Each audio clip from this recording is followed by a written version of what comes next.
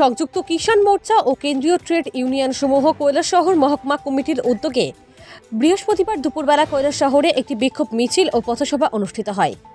উল্লেখ থাকে যে আগামীকাল শুক্রবার 22 দফা দাবির ভিত্তিতে সিপিআইএম সংযুক্ত কিষাণ মোর্চার আহ্বানে 12 ঘণ্টা গ্রামীণ ভারত বন্ধের ডাক দেওয়া হয়েছে। সেই বন্ধ সর্বাত্মকভাবে সফল করার জন্য আজ কৈলাসহরে বিক্ষোভ মিছিল ও পথসভা অনুষ্ঠিত হয়।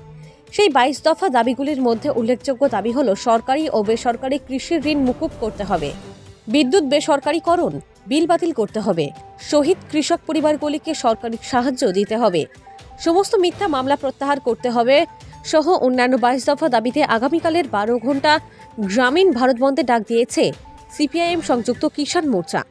আজকের এই কর্মসূচিতে নেতৃত্ব দেন সিপিআইএম ঊনকোটি জেলা সম্পাদক কৃষ্ণেন্দু চৌধুরী, সিপিআইএমের দলের অন্যতম নেতা ইউনুস মিয়া খাদিম, সিপিআইএম কৈলাসহর মহকুমা কমিটির সম্পাদক বিশ্বরূপ গোস্বামী থেকে শুরু করে অন্যান্য নেতৃত্বরা আজকের এই কর্মসূচিতে উপস্থিত ছিলেন। কৈলাসহর থেকে শুভঙ্কর দাসের রিপোর্ট, RTV ত্রিপুরা।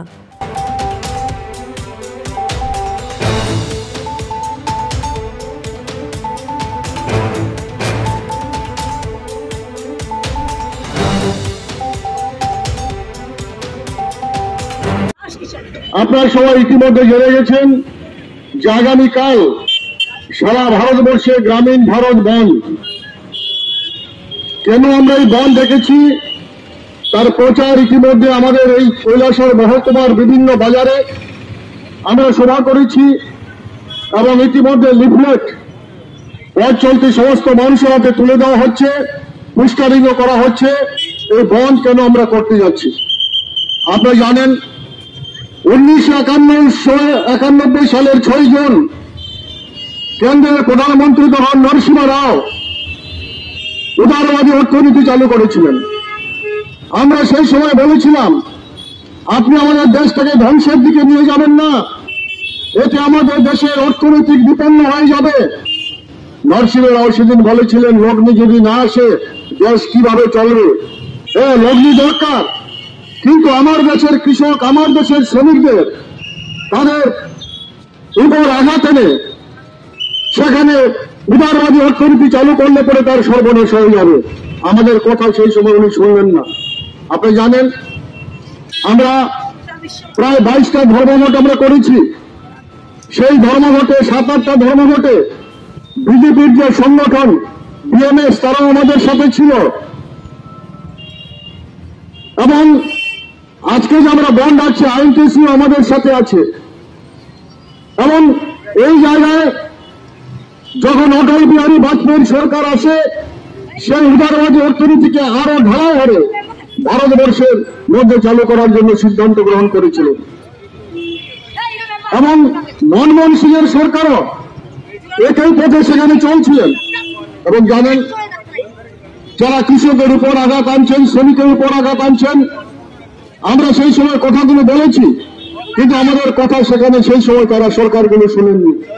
তাদের অদত্ত তারা সেটা করবেনি।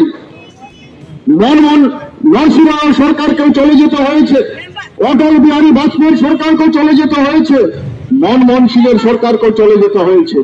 2014 সালে নরেন্দ্র মোদী ক্ষমতা আসার পর উনি এটাকে আরো তড়িৎ গতিতে সারা দেশের মধ্যে চালু করলেন। এখানে শুনেছেন যে কৃষকরা টানা 384 দিন রোদে ঘামে জলে বৃষ্টিতে সেখানে আন্দোলন করেছিলেন।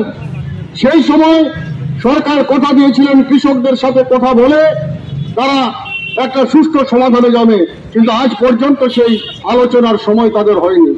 এবং যারা সোশ্যাল মিডিয়া দেখছেন দিল্লিতে বিভিন্ন দিক থেকে কৃষকরা ঐক্যবদ্ধভাবে দিল্লির রাজপথে সেখানে ব্যারিকেড ভেঙে সেখানে ছুটছেন এবং সেই কৃষকদের উপর টিয়ার গ্যাস, লাঠি, জলকামান থেকে শুরু করে কৃষকরা যাতে ট্রাক্টর নিয়ে যেতে না পারে তার জন্য লোহা, পেরেক বিভিন্ন রাস্তা রাজপথে পুঁতে দিয়ে কৃষকদের আটকানোর চেষ্টা করা হচ্ছে।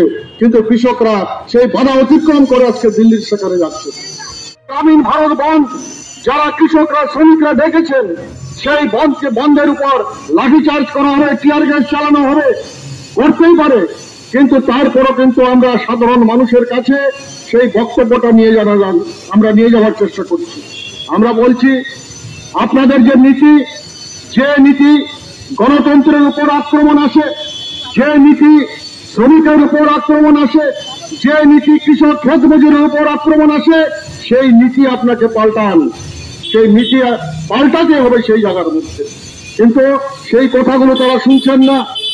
আমাদের দেশকে আজকে বিক্রি করে দেওয়া হচ্ছে, লাভজনক সংস্থাগুলোকে বিক্রি করে দেওয়া হচ্ছে, অথচ আমাদের দেশের বেকার ছেলেমেয়েরা আজকে চাকরির জন্য হন্য হয়ে উঠছেন। বিভিন্ন কেন্দ্রীয় রাজ্য সরকারের যে সমস্ত দপ্তরগুলো আছে শূন্য পদ সেখানে পড়ে আছে। এখন তারা হায়ার অ্যান্ড ফায়ার অর্থাৎ কন্ট্রাকচুয়াল সিস্টেমে বিভিন্ন জায়গায় কর্মী নিয়োগ করার পরে সেখানে বিভিন্ন দপ্তরগুলো চালানোর চেষ্টা করা হচ্ছে। নির্বাচনের আগে মানুষকে সেখানে টুপি পরিয়েছেন, বড় বড় কথা বলেছেন এবং সেখানে বলেছিল নরেন্দ্র মোদীর সরকার 2014 সালে আমরা আসলে পরেই বছরে 2 কোটি করে বেকারের চাকরি আমরা দেব, আমরা 15 লক্ষ টাকা ব্যাংকের মাধ্যমে দেব, জিনিসপত্রের দাম আমরা কমিয়ে দেব। তারপর আমরা কি দেখলাম? পয়সা বেকারদের চাকরি, অথচ সেখানে শূন্য পদ নেওয়া তো দূরের কথা, সেখানে বিভিন্ন পদগুলো অবলব্ধি করে দেওয়া হচ্ছে। জিনিসপত্রের দাম আজকে আকাশ ছোঁয়া, সাধারণ মানুষ তার হাতে নাগালে সেখানে চলে যাচ্ছে, অথচ মানুষের রুজি রোজগার আয়ের পথ সেখানে হচ্ছে না। যে গ্রামে গঞ্জে যে আজকে রেগা ছিল, সেই রেগা সংকুচন হয়ে যাচ্ছে, অর্থ বরাদ্দ কমে যাচ্ছে। যে রেগা আজকে 100 দিনের কাজ যেটা আইন, আজকে 30 থেকে 40 দিনের বেশি গ্রামের মানুষ হচ্ছে না।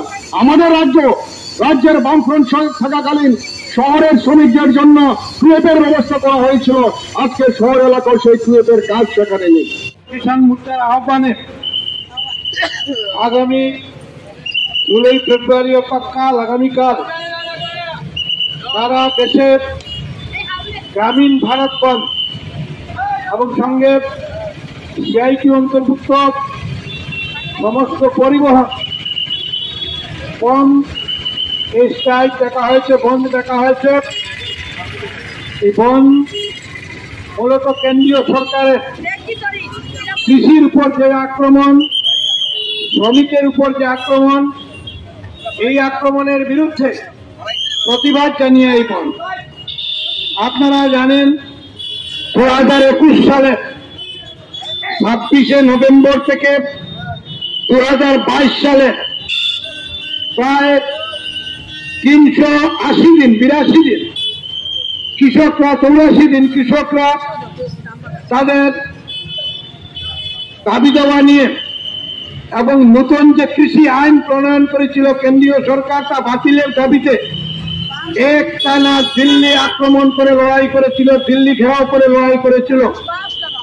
শেষ পর্যন্ত ভারতের প্রধানমন্ত্রী নরেন্দ্র মোদী মিথ্যাচারের আশ্রয় নিয়ে আন্দোলনকারীদের আন্দোলন থেকে সরানোর জন্য উনি বললেন, প্রতিশ্রুতি দিলেন যে কৃষকদের সঙ্গে বৈঠক করে উনি যে 3টা আইন কৃষকদের প্রণয়ন করেছেন সেই আইন উনি বাতিল করবেন এবং যে সমস্ত কৃষকরা আন্দোলন করতে গিয়ে মারা গেছে তাদের পরিবারে আর্থিক সাহায্য এবং সরকারি চাকরি দেওয়া হবে এবং যে সমস্ত কৃষকরা এই আন্দোলনের সঙ্গে থাকার ফলে হাজারো হাজারো মামলায় জড়িত হয়েছেন তাদের উপর থেকে মিথ্যা মামলা প্রত্যাহার করা হবে।